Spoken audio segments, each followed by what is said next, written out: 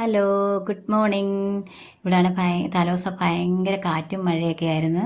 അപ്പം ഞാൻ രാവിലെ ഇറങ്ങി ചെന്ന് നോക്കി. നമുക്ക് വീണ്ടും താഴെ വലിയ തോടാണ്. അപ്പം വെള്ളം കയറിയിട്ടുണ്ടോ എന്ന് നോക്കാൻ വേണ്ടി ഇറങ്ങിപ്പോയതാണ്. അവിടെ എല്ലാം നോക്കിയിട്ട് തിരിച്ച് കയറി വന്നപ്പോൾ കാപ്പിക്ക് വെള്ളം വെച്ച് വെള്ളം തിളച്ച് കാപ്പിപ്പൊടി ഇട്ട് എല്ലാവർക്കും കാപ്പി ഊറ്റി കൊടുത്തു. ഞാനും ഒരു ഗ്ലാസ് കാപ്പി കുടിച്ചു. ആ കൂടെ തന്നെ ഞാൻ കഞ്ഞിക്ക് വെള്ളം വെച്ചു. വെള്ളം തിളച്ച ഉടനെ ഞാൻ അരിയും കൂടെ കഴുകി കലത്തിലോട്ടിട്ട് അത് അടച്ച് റൈസ് കുക്കറിലോട്ട് ഇറക്കി വെച്ചു. നമുക്ക് പിന്നെ കാപ്പിക്ക് പുട്ടാണ് ഉണ്ടാക്കുന്നത്. പുട്ടിന് കൂട്ടാൻ പരിപ്പാണ്. പരിപ്പ് കറി അപ്പോൾ നമുക്ക് ഉച്ചക്കത്തേനോട് ഒരു ചാറ് കറി ആകുമല്ലോ. അപ്പം ഞാൻ ഉച്ചക്കത്തേനോട് കൂട്ടി പരിപ്പ് കറി വെച്ചു. പരിപ്പ് അടുപ്പിലും വെച്ച് അതിൻ്റെ അപ്പുറത്ത് പുട്ടും കൂടെ വെച്ച് പുട്ടിനും പരിപ്പിനും കൂടെയാണ് ഒന്നിച്ച് തേങ്ങ ചിരണ്ടി ഞാൻ ആദ്യം പരിപ്പിന് ചേർത്ത് അപ്പുറത്തെ അടുപ്പിൽ പുട്ട് വെച്ചിട്ടുണ്ടായിരുന്നു. അത് വാങ്ങി ചീനച്ചട്ടി അടുപ്പിൽ വെച്ച് എണ്ണ ഒഴിച്ച് കടുകിട്ട് ഉള്ളി അരിഞ്ഞ് വഴട്ടി മൂപ്പിച്ചെടുത്തു.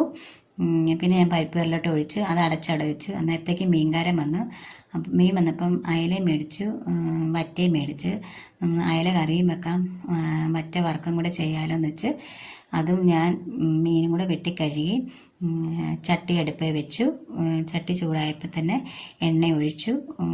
ഉലുവായും കടുകും കൂടെ ഇട്ട് പൊട്ടിച്ച് ചതച്ച് വെച്ച ഉള്ളിയും വെളുത്തുള്ളിയും ഇഞ്ചിയും കൂടെ അതിൻ്റെ അകത്തോട്ട് ഇട്ട് വഴട്ടി നല്ലപോലെ വഴട്ടി കഴിഞ്ഞപ്പം മുളക് പൊടി, മല്ലിപ്പൊടി, മഞ്ഞൾ പൊടിയും കൂടെ ഇട്ട് നല്ലപോലെ മൂപ്പിച്ചെടുത്തു.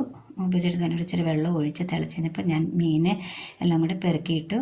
പിന്നെ അതിൻ്റെ അപ്പുറത്തോട്ട് ഞാൻ വറുക്കാനുള്ള മീൻ മസാല പുരട്ടി വെച്ചിട്ടുണ്ടായിരുന്നു. പിന്നെ പാൻ അടുപ്പ് വെച്ചു, എണ്ണ ഒഴിച്ചു. എണ്ണയ്ക്കകത്തോട്ട് തന്നെ മീനും എല്ലാം കൂടെ ഒന്ന് പെറുക്കി വെച്ച് ഇന്നത്തെ കറി മീൻ കറിയും വറ്റ വറുത്തതും പരിപ്പ് കറിയും. ഇത്രയേ ഉള്ളൂ. Thank you.